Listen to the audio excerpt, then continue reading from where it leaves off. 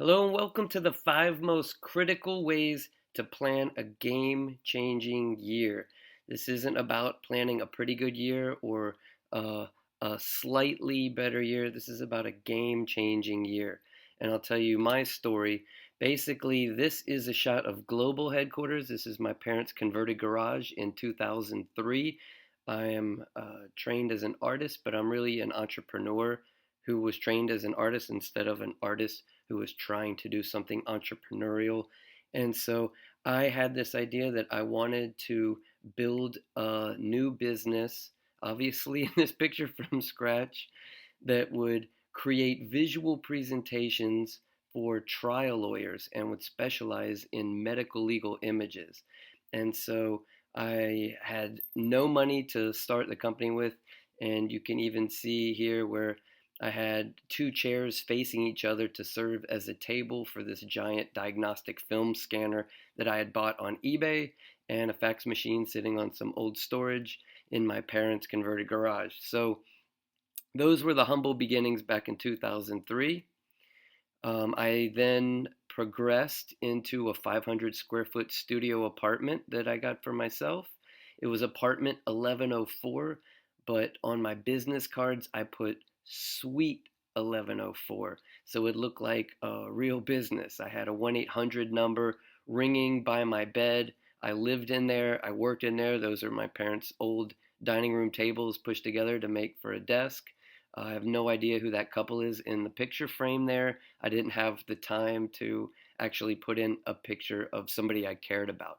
But I acted as if I had this business. We had a great website, we had the 800 number, and every time I would go give a presentation to a prospective new client, I would always say, and we can, and our medical illustration team, and that sort of thing. And so that is the fake it till you make it stage. My dad used to keep me encouraged, and he would say things. Don't worry, son. One day you'll be in your own building. I said, okay, Dad, thank you.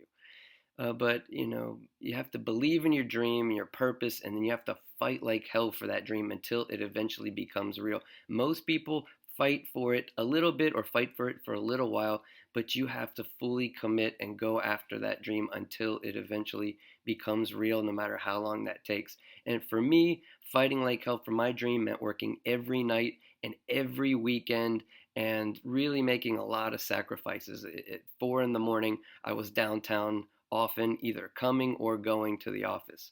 And I started to get a little bit of momentum. This is us on the cover of the Financial News and Daily Record. And when I say us, that's an old habit because it was really me. And they shot this picture on the front page of the news in my apartment. When the reporter showed up, she thought she was showing up to a business, and I'd covered my bed with all these boxes and papers to try to make it look like an actual office.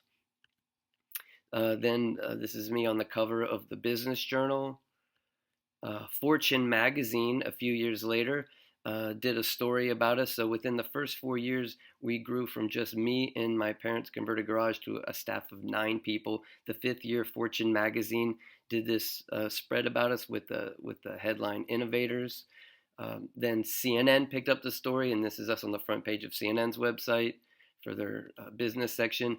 Got to have the local news. We've been in the local news a bunch of times. Then we kept growing, and by a year or two after that, we had clients in 34 states around the country. Crazy, right? Remember what my dad told me? There you go. That's the building, our building, for our company, where we served clients all over the U.S., but from our one physical location. But I was tired out. I was stressed out, and I was burned out. And I was on the Business Journal's top 40 executives under 40, and all these cool things were happening. We were doubling our staff, quadrupling our office space, but I just felt tired and I just felt anxious, and I felt like I wasn't happy. So, what was the point? And so, what I did was I drove myself here.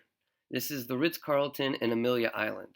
And I didn't get a room. I didn't buy even a granola bar. I just walked in with a notepad and a pen, and I parked myself by a window with a view just a few feet away from here in this picture. and I just determined to sit there and design and orchestrate the kind of year I wanted to have, the kind of business I wanted to have, and the kind of life that I wanted to have. And from that point, everything started to change. And so that's what I'm going to cover with you in this webinar today, the 5 things that I came away with in that day that eventually would change my life.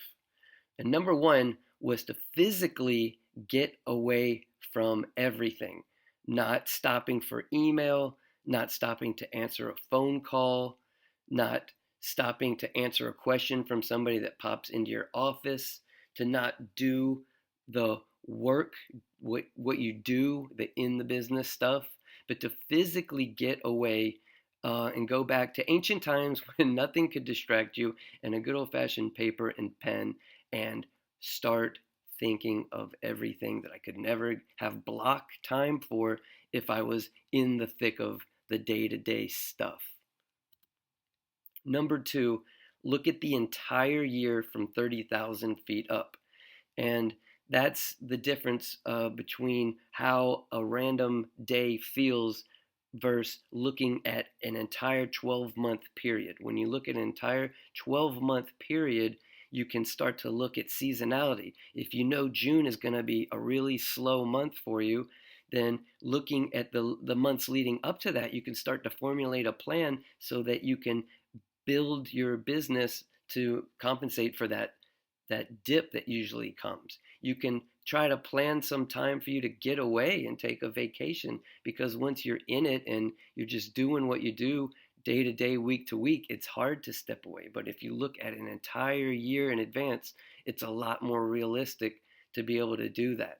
You can plan your marketing for months and months in advance instead of making the mistake most business owners make, which is, man, we're kind of slow lately. We should do some marketing. That's a telltale sign that you haven't looked at the entire year from 30,000 feet up. Number 3, design the lifestyle first. Everybody, especially when they're starting a business, puts all their energy and time into designing the business, but they do little or nothing to design the lifestyle that they want.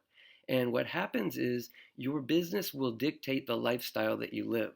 So if you have certain things that are important for you, for your life, for your quality of life, for your family, the way you want to experience your time here, then do that first before you do the business, because you'll box yourself into certain things that you'll regret later on.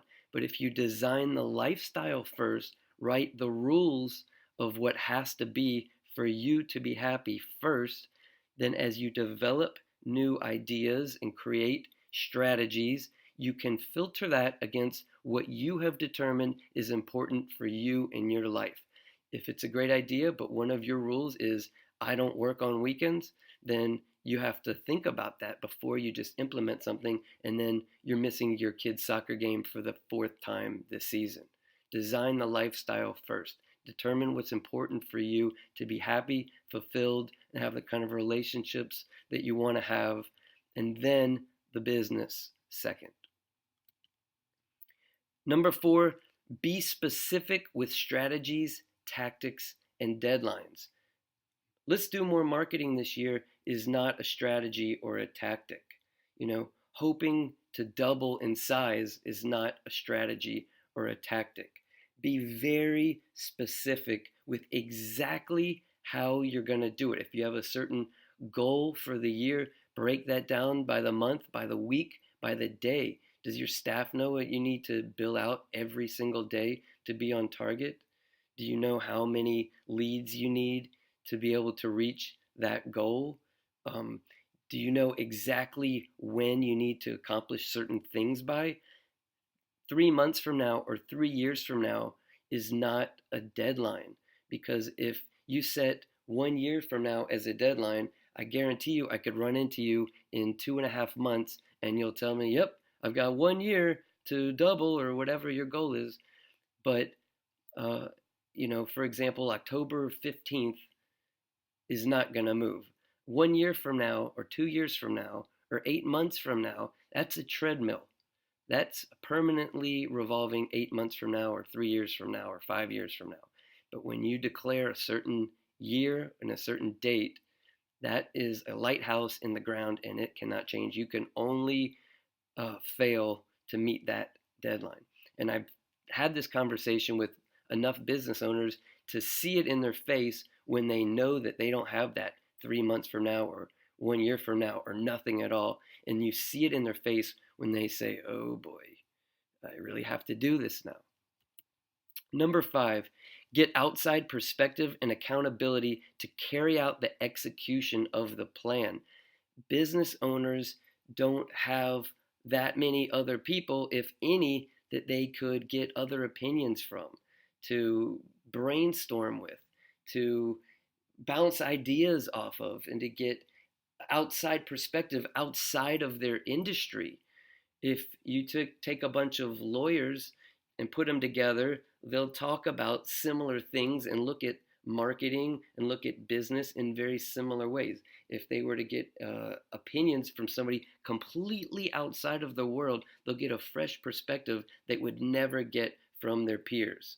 Accountability. When you are the leader of your organization, you know that you can get away with pushing things to the next day or to the next week or to the next month or to the next year, or to just forget about it. How many times have you planned something and then a year goes by, you find some old piece of paper in your closet and you say, oh yeah, I forgot that we were going to do all of these things this year. Oh, but if you have a person or a group of people that aren't afraid to call you out, to put your feet to the fire, and to say, hey, you said you were going to do X by 3 weeks, and that was 3 weeks ago. Have you done it? You're going to have a much more likely chance of pulling off your big objectives. So get outside perspective, and then someone or people who can hold you accountable to carry out the execution of that plan. Plan the attack is a day to take care of all of these things that we've been discussing in this webinar. You get outside perspective. You get different people that are going to hold you accountable. You get physically away from your business to do this block time thinking, big picture visioning for your year, for your business, that you never get the time to do when you're in the business. You'll look at the entire year from beginning to end, and you create the kind of business that will allow you to have the freedom and the kind of lifestyle that you want to get when you put in the hard work and make all the sacrifices that we make as business owners. I hope you've gotten some ideas. I hope you've written some things down. Don't just watch this and listen. Take action. This has changed my life, and I know that it'll change your life. When Plan the Attack comes, be in that room. You know this would be good for you. Inaction is the biggest risk that you could take. Go to Plan the Attack, and I can't wait to see you there. Thanks for watching. I'll talk to you soon.